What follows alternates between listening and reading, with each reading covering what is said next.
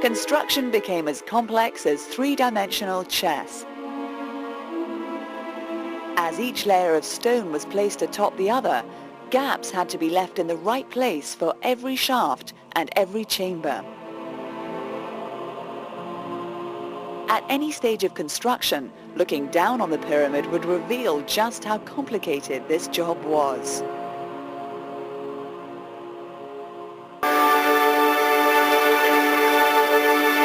Some 10 years after work began on the Great Pyramid, a barge approached Giza with a special cargo.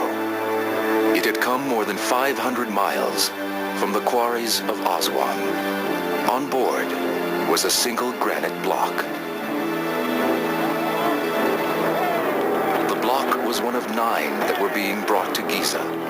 Together, the most vital 9 blocks of all the millions that make up the Great Pyramid. Each one weighed upward of 50 tons, and 200 men would be required to move it.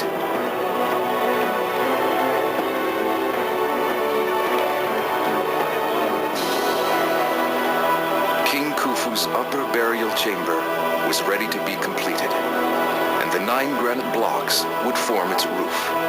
Each block had to be dragged across the unfinished pyramid and put in place above the chamber beneath.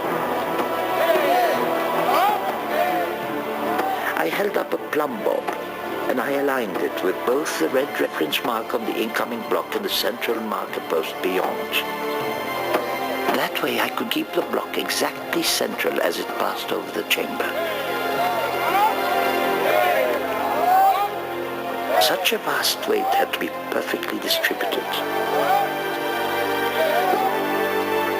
So this holy chamber was the center, the purpose of the whole pyramid. It had to be protected.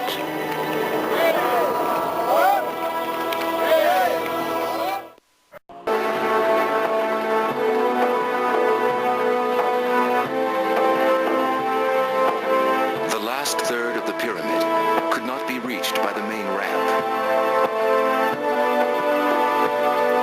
Instead, a spiral ramp was used, supported on the stepped sides of the pyramid and climbing up with it. Up this spiral ramp, the most expert stone hauling gangs dragged the final blocks until the very top was reached.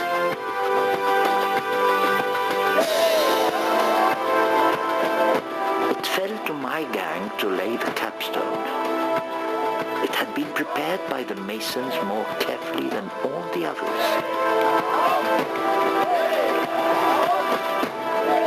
Its sides were perfectly smooth, but beneath there was a plug of rock left protruding. We rotated the block until the plug fitted into a groove carved in the blocks beneath.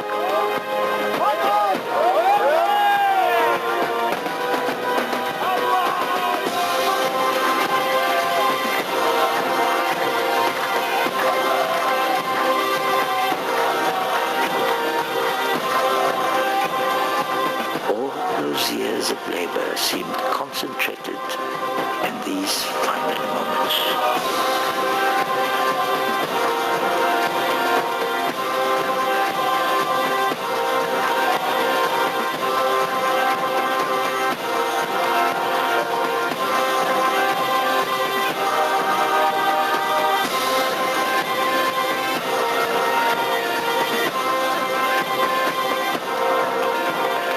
On the tomb that would immortalize him.